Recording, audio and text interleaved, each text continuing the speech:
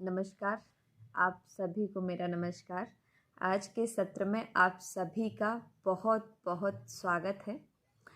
आज इस सत्र में हम एक छोटी सी चर्चा करेंगे लक पर। लक यानी भाग्य, उस पर हम एक छोटी सी चर्चा करेंगे। आप सभी के साथ कुछ अनुभव शेयर करेंगे और कुछ सुझाव आप सभी को साझा करेंगे जो हो सकता है आप सभी के बहुत काम आए और आप सभी को सुनकर बहुत अच्छा लगे। उससे पहले एक छोटी सी विनती आप सभी से, मेरी वीडियो को लाइक करें, शेयर करें एंड कमेंट करें। आप सभी को मेरी वीडियो कैसी लगती है मुझे अवश्य बताएं और आप सभी को कुछ इसमें से अच्छा या सीखने लायक, सुनने लायक अगर कुछ लगता है तो मुझे अवश्य बताएं मेरी वीडियो में कमेंट करके। चलिए आज हम अपने सत्र को प्रारंभ करते हैं और लक पर एक छोटी सी चर्चा करेंगे।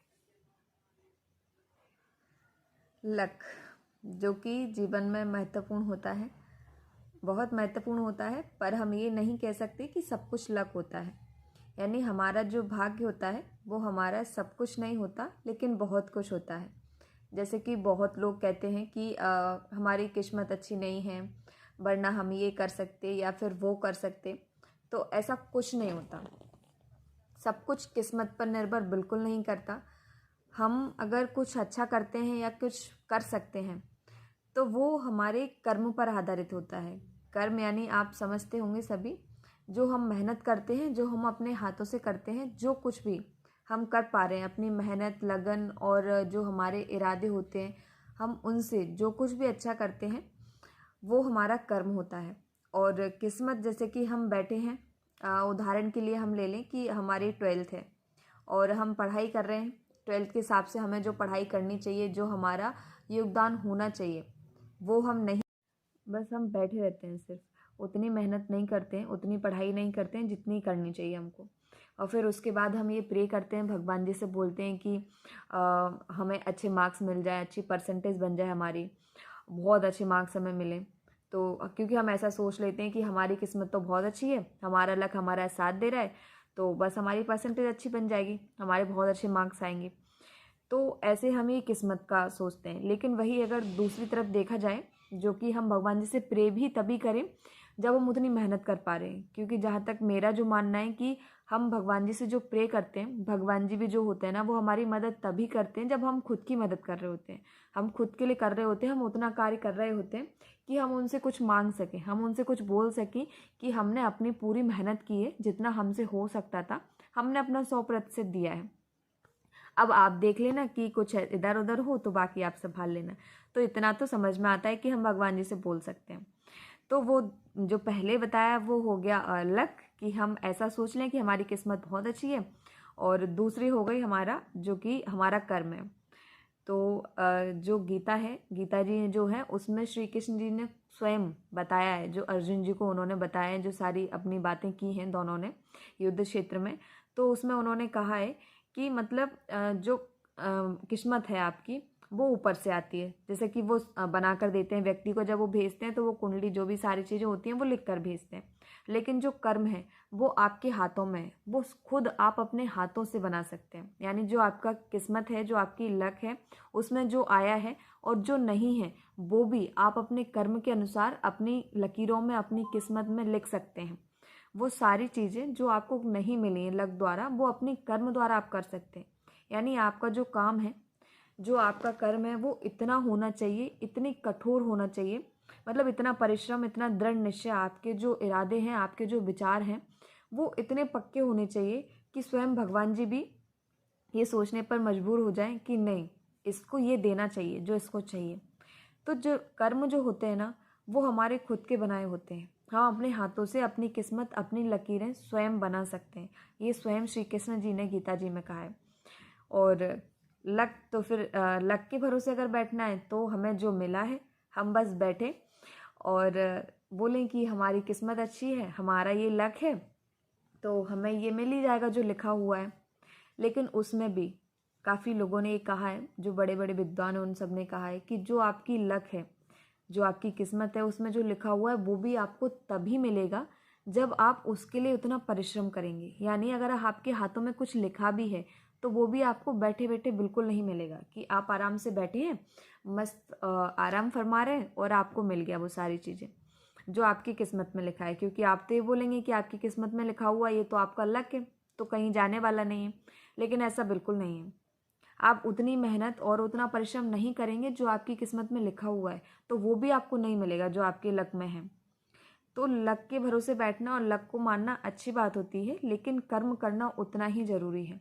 जब तक आप अपने जीवन में परिश्रम नहीं करेंगे, आप अपना कर्म नहीं करेंगे, जो भी आपके कर्तव्य हैं, जो आपके दायित्व हैं, जहाँ आप जन्म लिया है आपने, आपका जो कार्य क्षेत्र है, आप उसको 100% नहीं देंगे अपना, तब तक आप कुछ नहीं कर सकते। मतलब आपका लक भी आपका साथ नहीं देगा, कुछ परसेंट तक वो देगा, फिर धीरे धीरे धीरे धीरे आपका लक भी ख़त्म हो जाता है, क्योंकि आप सिर्फ बैठे हुए हैं और आप कोई कार्य नहीं कर रहे हैं, अपना कोई कर्म नहीं कर रहे हैं।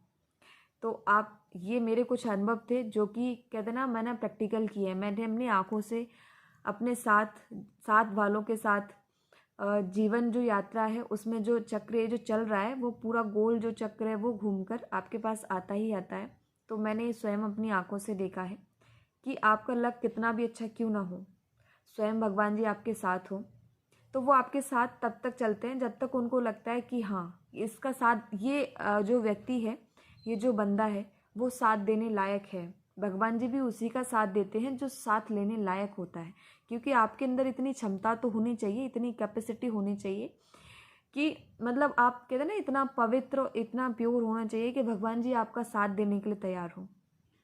यूँ बैठे बैठे तो भगवान जी आपका साथ देंगे नहीं, जब तक आप मेहनत नहीं करेंगे, आप कर्म नहीं करेंगे। कहते हैं ना कि खाई है, आप आगे बढ़ेंगे नहीं, उतनी हिम्मत आप अंदर लेकर नहीं आएंगे कि आपको इसको पार करना है, तो फिर लक क्या ही करेगा उसमें। जब आप उतनी हिम्मत करेंगे और 2 कदम आगे बढ़ाएंगे कि ये जो भी है आपके परिश्रम की जो खाई है, जो ये वो है, वो शिखर आपको चढ़ना है, वो खाई आपको पार करना है और शिखर पर चढ़ना है। जब आप चढ़ना शुरू करेंगे तब तो भगवान जी आपको साथ देंगे, आपके साथ चलेंगे।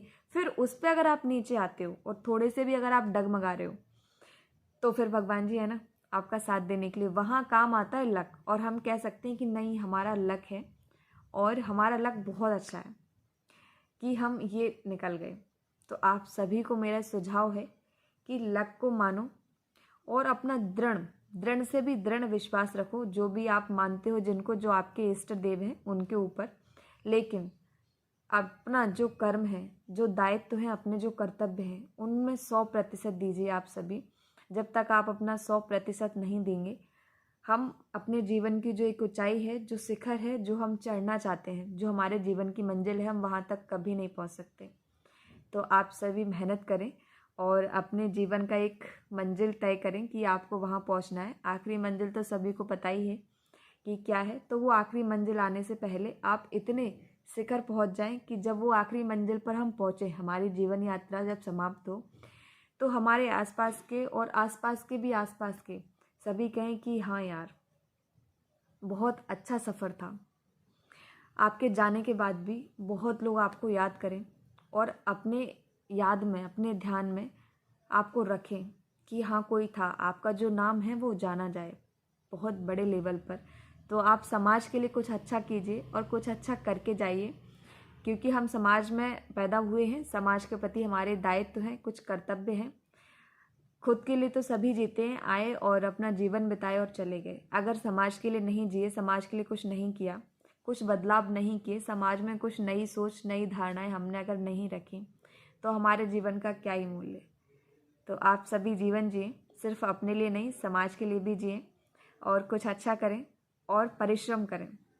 दृढ़ मेहनत, जो कहते हैं ना, दृढ़ विश्वास जो है, कठोर मेहनत के साथ बस आगे बढ़ते जाएं। फिर आप सभी का जो लक है ना, जितना था उससे भी कई गुना ज़्यादा लक आपका साथ देगा, ऐसा मेरा मानना है। और आप सभी भी ऐसा फील करेंगे। तो आज हमारे इस सत्र में छोटी सी चर्चा थी लक पर। तो हमारी ये चर्चा आज हम इसको यहीं समाप्त करते हैं। आप सभी अगर मुझसे कुछ पूछना चाहते हैं, मुझसे बात करना चाहते हैं, तो कमेंट में मुझे ज़रूर बताएं। और चलते चलते आज सभी से एक छोटी सी रिक्वेस्ट कि हमारी वीडियो को लाइक करें, शेयर करें, और आप चाहें तो कमेंट करें, आपको कुछ कहना है तो। पर लाइक ज़रूर करें, शेयर करें, और चैनल पर अगर आप नए हैं तो सब्सक्राइब करें। आज के लिए इस सत्र में आप सभी का बहुत बहुत धन्यवाद। खुश रहें, स्वस्थ रहें और अपने जीवन को खुल कर जिएं। Bye bye, take care.